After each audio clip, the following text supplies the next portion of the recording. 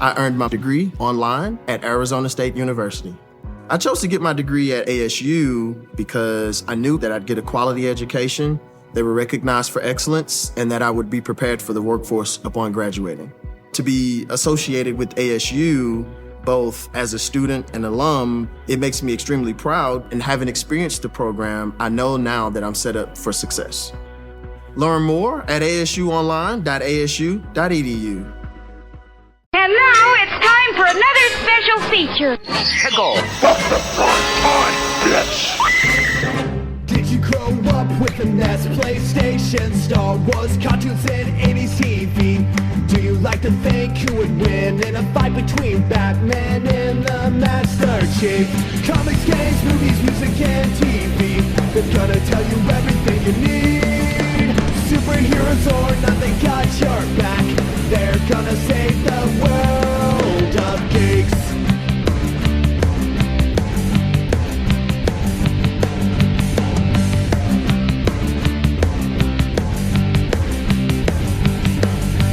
Comics, games, movies, music, and TV. They're gonna tell you everything you need.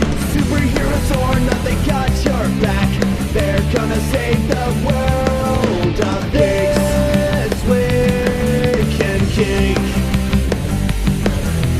This week in Geek. Hey guys, what's going on? You are listening to This Week in Geek.net. I'm your host, Mike the Birdman. Hey guys, it's summer vacation. I should be relaxing, but I'm not. But there's a good reason for that. So what I did last month is I had a chance to talk with a few people regarding Free RPG Day. As you guys know, I work in the tabletop industry as a freelance writer, but I'm also a guy who just generally enjoys playing tabletop role-playing games. Whether I'm flying against the Borg in Star Trek Adventures, maybe I'm fighting Tiamat and Vecna in Dungeons and Dragons, or exploring the worlds of Galarian or perhaps the seedy underbelly of Night City in Cyberpunk Red. I'm everywhere. But I've recently had a chance to make a connection with this wonderful Canadian company known as Hit Point Press. I spoke with their owner and operator, Rico, and talked about Humblewood. They had just finished a massively successful Kickstarter. Really looking forward to that. And then I got connected with somebody else from over there, and this person is named Jordan, and I got let in on this really cool secret. Now, they actually recently just put out the quick start rules for a game they're going to be putting out later called Shift. And this game really caught my attention. And when I did my Free RPG Day roundup last month in June, I said, yo, you've got to check this out. I think it's tremendously neat. So through the wonders of scheduling, to which I'm terrible at, I was very fortunate to have Jordan come on the show to speak to us today here on This Week in Geek. So without any further ado, Jordan, welcome aboard. Hello, thanks for having me. Yeah, it's really exciting to talk with obviously another Canadian in this space. I love the tabletop industry, just recognizing so much talent that just happens to exist north of the border. And obviously I spoke with Rico and just learned a lot about you guys. And I know your name came up, I think, on air and off air, but it's time to get your origin story. So I guess I'm going to ask the first question. Who the hell are you?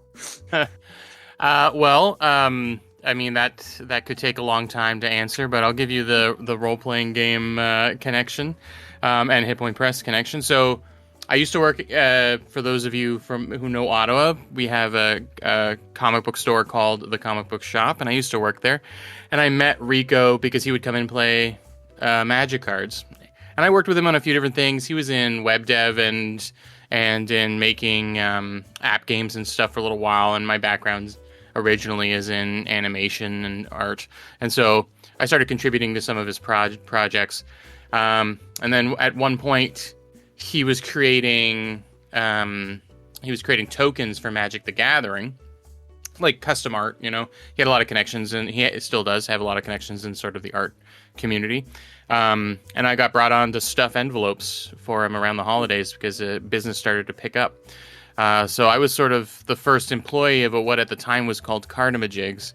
And 8 years later, I'm still there. I'm now one of the content leads. Basically, when a new project gets started, we assign a content lead to it, and so I've done a lot of the writing on Hit Point Press stuff. I've originated a lot of the concepts, like of our Big Bad booklet series. I'm currently finishing writing on Humblewood 2. So it was a big pivot for me. I went from being an artist and the plan to be an artist, as a full-time kind of job, and ended up becoming a writer. So, but it's great. So that's sort of what I do. I've been there long enough that I've had a finger in pretty much everything that Hit Point Press has come up with, and I kind of usher them along to make sure that they happen. So what was the first project where you kind of realized, you know what, maybe this is something that I want to continue kind of doing? Because people in this industry, at least I've definitely seen people kind of come and go, but it takes someone really special to say, you know what, this is where I'm going to plant my kind of flag. What project from Hit Point Place really took off with you? Well, our first couple of Kickstarters, our bread and butter is Kickstarters. Our first couple of Kickstarters were reference cards for D&D, using the open license. I knew we really had a cool collaboration going on between me and Rico when we did our animated spells Kickstarter, which are, if you remember from being a kid, they would call them holographic, but they're called lenticular cards, and when you tilt them, you can have multiple frames of animation moving, and so we had animators animate all of the spells, or representation of some kind of all the spells from 5th edition D&D, and that brought in that got us a lot of attention. That brought in a lot of revenue, obviously, that allowed us to make Humblewood 1, which of course was our first original content, and that's what took off. But I mean, we wouldn't be here if it weren't for animated spells. They're still going strong, and it really represented sort of my knowledge of the RPG biz a little bit, and gaming in general, and then Rico's kind of knowledge of the production and art and stuff like that. And he had been doing these lenticular cards for tokens for a while, and had the market kind of cornered on it. So we wouldn't be here at all if it weren't for sort of the success of that. And so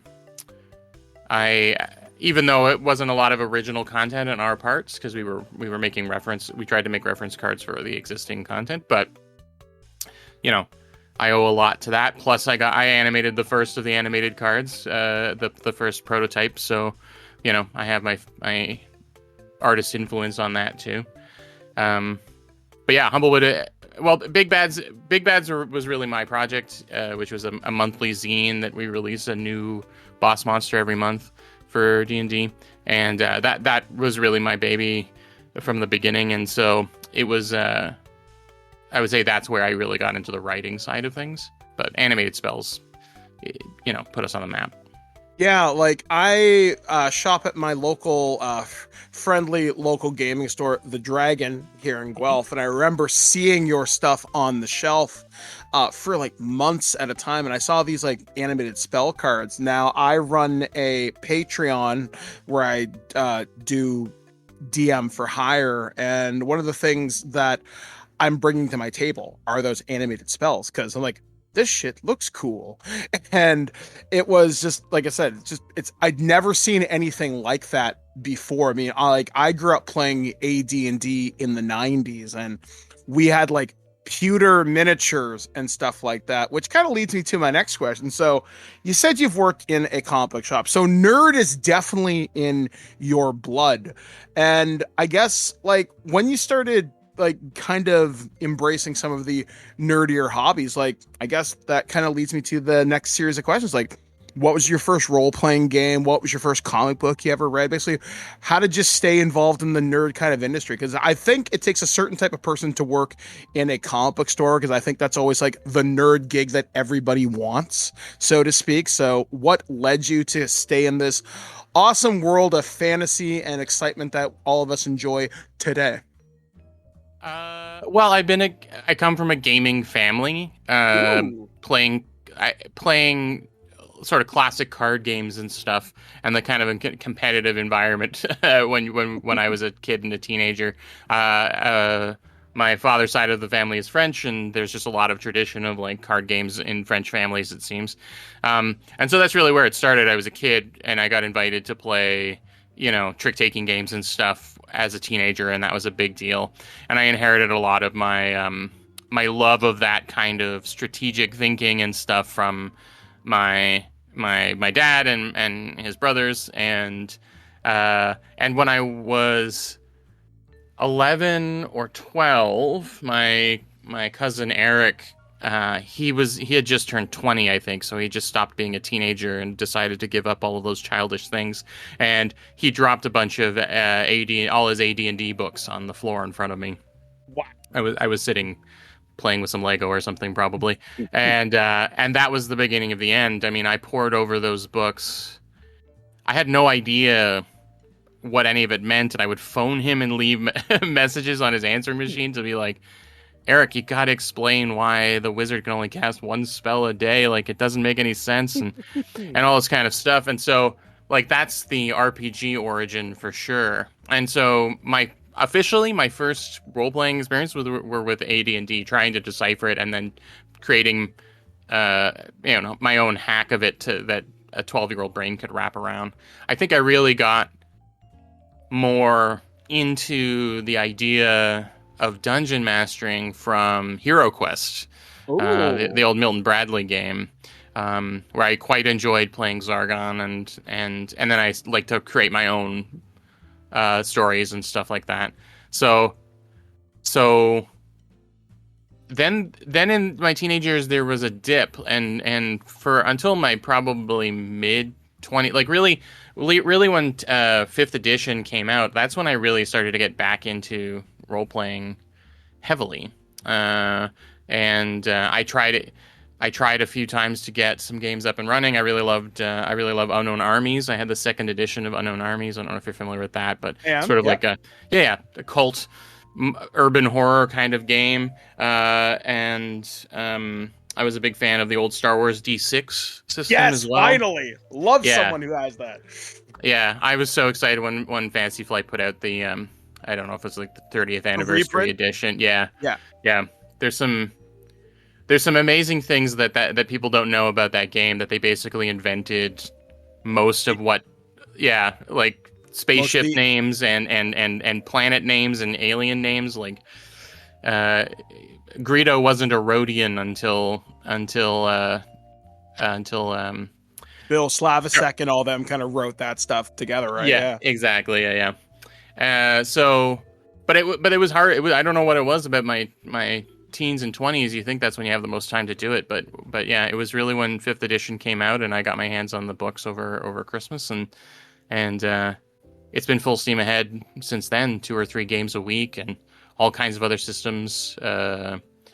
Blades in the Dark really blew the lid off of things for me. Good game, fantastic. Yeah, Heart from Rowan Rook and Deckard is like one of my favorite dungeon crawlers of all time. And you see a lot of influence of those games in Shift, which we'll talk about. Yeah, I was about to say, that's going to kind of bring us full circle to why I've brought you here today, which makes it sound like I'm holding you against your will. Very ominous. So Shift is something that when I first talked about this with Rico, I found it very interesting how it was a dice shifting system. Now, to give my listeners a little bit of context for this, a dice shifting system, it's something where you start on a specific dice type, be it like a D2, a D4, etc., and you can shift up, which is what I'm used to with the Essence 20 for Transformers, Power Rangers, My Little Pony, G.I. Joe, etc. But when I saw your system Shift, this did things a little bit differently, and it's something that really caught my attention because of how fast it is, but something that is so easy to pick up. Like, my first thought is, again, I think this is something I could teach at conventions in about 10 minutes, which means that's a whole lot more gaming when you're staying up powered by Red Bull and Cheetos. So that's what really got me excited. So tell me about the origin of Shift and just where does this awesome train end up? So at the time, a gentleman named Graham was working at Hit Point Press, and he and I are good friends, and in our free time, we were tossing around some ideas for designs. And Graham is a real, like, fiddling with dice and just, like, what kind of mechanics can I come up with kind of guy. And he came up with the idea of these dice getting worse, as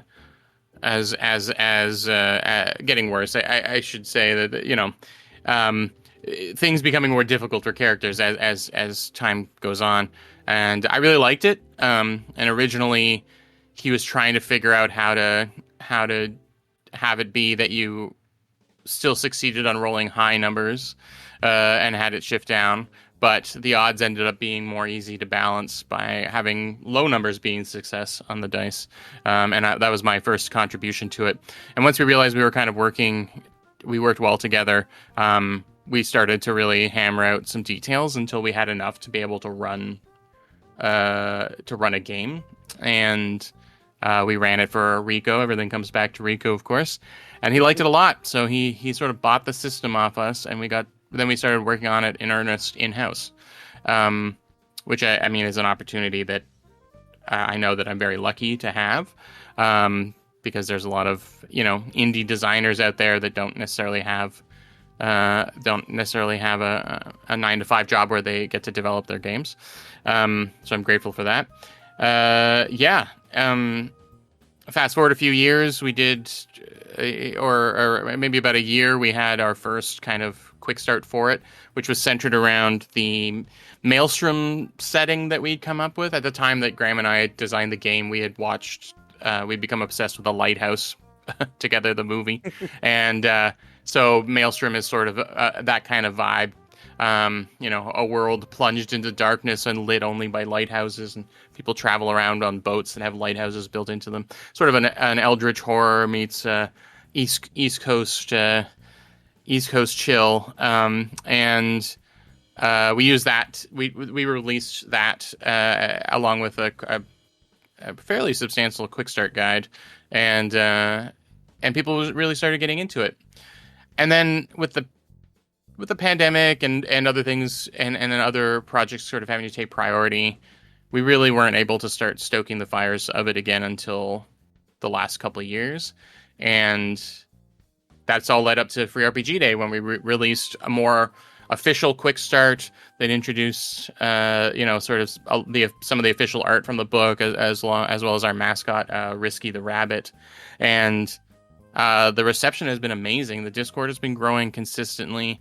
There are a ton of people coming in, playing. We've had a good number of invested people who have been designing for the system already, and coming up with ideas and running games. And it's just been so cool to see it grow. Because like you said, the design ethos of it is definitely not just that you could teach the game in 10 minutes, but I've created a setting at the table. Ooh. And have everyone made the characters and then been playing in 15 minutes. We had some, when we do conventions, we had some pre-made adventures, but I always pitch to the table hey, is there a setting that you guys are really interested in playing in? So at PAX Unplugged last year, for example, Nosferatu was coming out in a couple of weeks, and everyone was excited about vampires and stuff. We didn't have any vampire content prepared, but I know the tropes well enough, and so we just sort of put together characters and a little setting where they were going into a castle in Transylvania or whatever. And we had that going in about 20 minutes with, relative ease. Obviously, complexity. If the game has room for more complicated rules and more crunchy content, And obviously, if you're setting something up in 10 minutes, you're probably not thinking too much about the depth, the depth of it. You're just getting going. But it has in my opinion, it's got the legs for those quick pickup games, and then more long-term campaigns with, some interesting mechanics. Yeah, like one of the things that I like about Shift, because like, for example, just full kind of disclosure, I'm a freelancer with Modifius and I work on Star Trek Adventures, for example, which is a very narrative focused game. Like there is combat in it, if you want to have the Borg fight, the Cardassians or something. So there is crunch there. But with you guys, there is, if you, as you mentioned, if you want to bolt on something there, you could do it. But I like how it's more narrative focused. I know how, as mentioned, these things can be up and running in 15 minutes. It's kind of something that also lends itself to different environments. Again, I've already mentioned conventions, but when you were sitting there kind of talking about, okay, what kind of vibe do we want to do? I mean, we're in the summer right now. People are going camping. People are spending time with their families. And, you mentioned you come from a gaming family. I could really see Shift being brought on a family camping trip or even run at day camps saying, hey guys, what do you want to do today?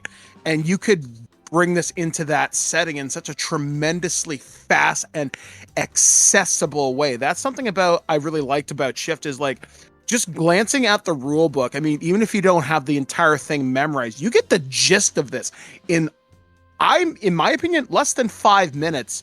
And as long as you have like a pad of paper, like to write down like your like 3 core traits and your abilities, you can have this off to the races so fast. And I could see creativity just flowing out of this like water.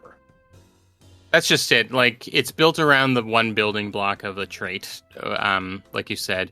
And the trait is just the name of something. It can be an ability, a weapon, a piece of equipment, an ally, and then a shift die assigned to it to represent sort of its current, at full power, or full strength. Like, how good are you at using this tool / ally / weapon / ability?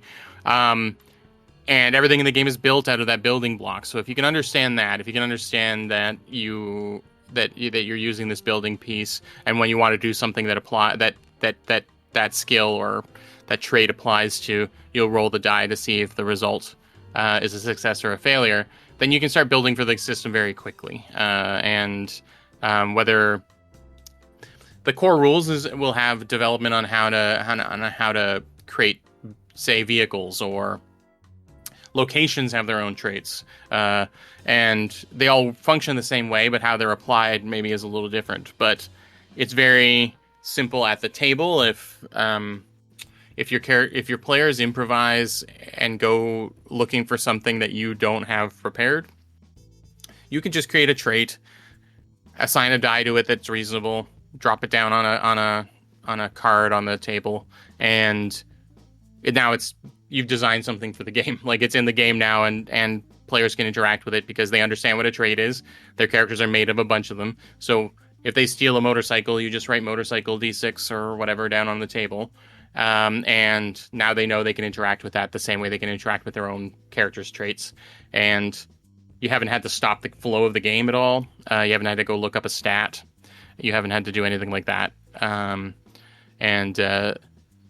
The whole game, I hope, will turn everyone at the table into sort of game designers of a stripe, because even players can sort of design their own abilities and things, which I think is really empowering. It's not for everybody. The core book will have a bunch of example worlds basically that you can borrow ideas from, because for every player that loves coming up with everything from scratch, there's a player that would prefer to choose from a list, or at least get an idea. And so we have that there. But if you are quick on your feet and you like being able to sort of change the world and the game and the mechanics of the game on the fly, Shift makes, in my opinion, it really easy to do.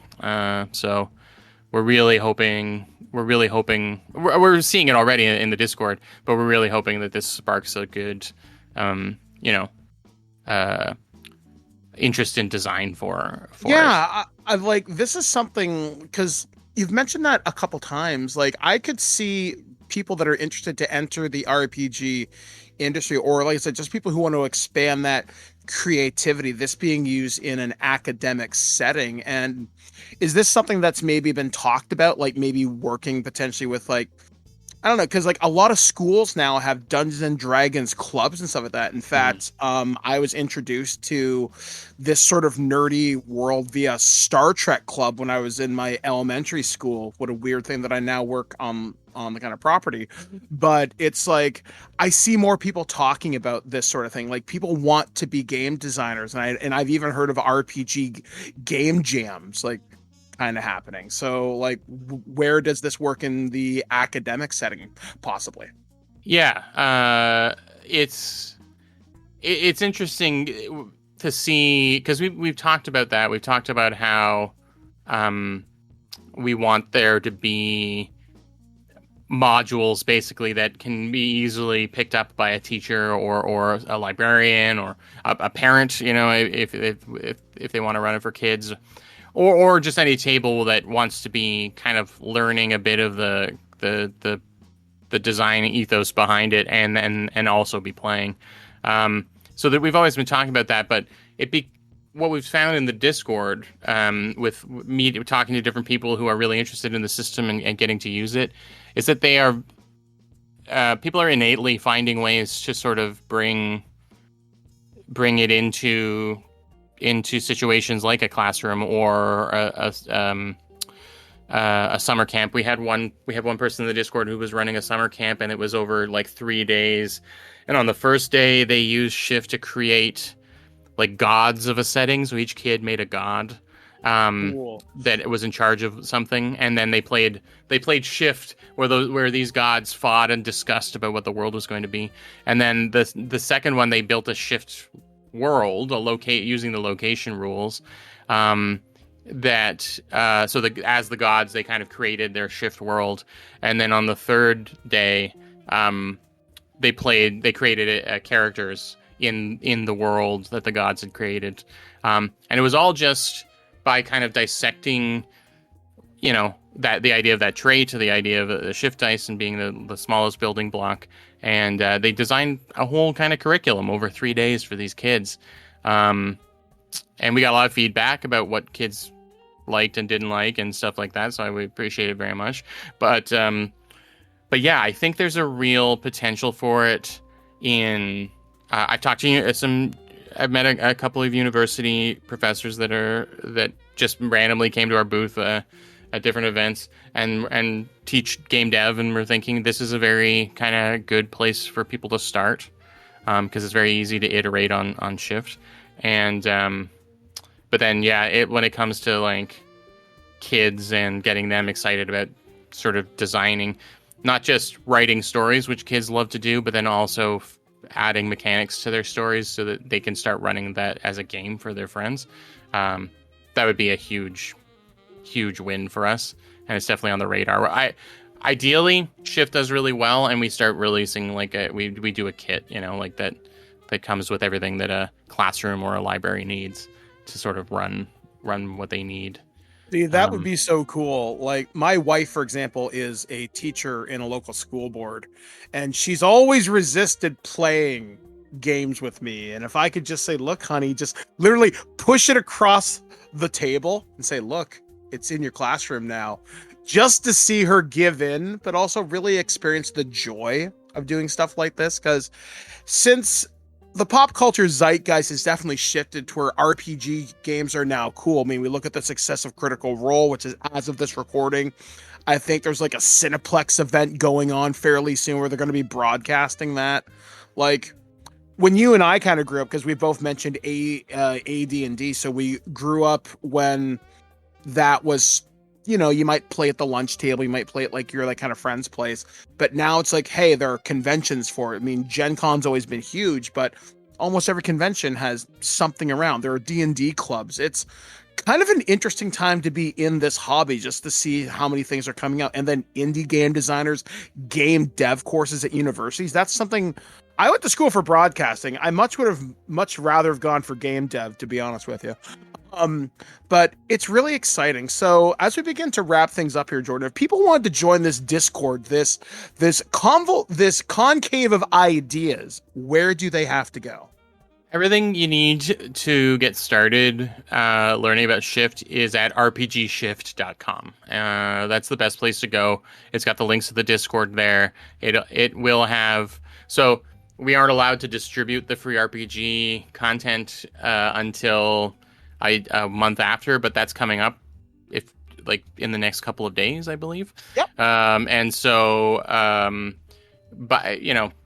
in the next few days after this podcast or this interview comes out, you should be able to download the free RPG Day PDF.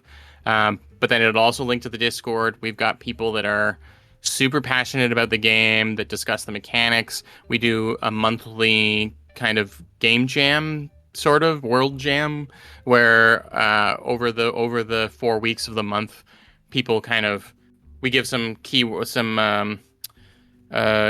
kind of suggestions, and people run with it and start designing settings using Shift, following our World Spark guide. And so lots of great, fun ideas being tossed around. And what's today? Is on the 17th today. Yeah, that's right. Sorry, it's not this weekend. It's next. It's the Saturday the 26th. We're once a month we're running games in the Discord, and so joining up there. There's 3 sessions happening on that Saturday, the 26th, and you can actually just try out in the Discord. Try Shift out. We've got 3 amazing GMs excited to run games, and we're doing that every month. So there'll be lots of opportunities, and there'll be even more ways to play Shift when the Kickstarter launches, which should be in October this year. I gotta say, I'm looking forward to it. I've only recently started backing Kickstarters again because money is good. And I think this is something that I definitely want to check out. So, Jordan, thank you for taking time to speak to us today at This Week in Geek. I'm sure when your Kickstarter launches, we will be coming back again, and we will be assigning treat of recording to this, and it'll definitely be a D4. I'm looking forward to chatting with you again and Rico to see what other projects you guys have got kind of going on, because Hit Point Press, let's just say you guys are definitely hitting the mark in what I think you guys bring to the RPG market. Again, thank you so much. Thanks for having me. All right, guys, that was my interview with Jordan over at Hit Point Press. Be sure to be checking the post below to go check out this Shift RPG. Like I said, I think it's tremendously cool. It's accessible. It's easy. You can bolt on the parts in there. Like, literally, when Jordan was talking, I'm thinking, I could create a really fast Star Trek hack. I could create a Gundam hack of this game. Whoa, I am kind of excited for this. Now, that might be the G Field talking. I don't know, but I'm excited. So you guys should check that out. I will be back occasionally during summer vacation here.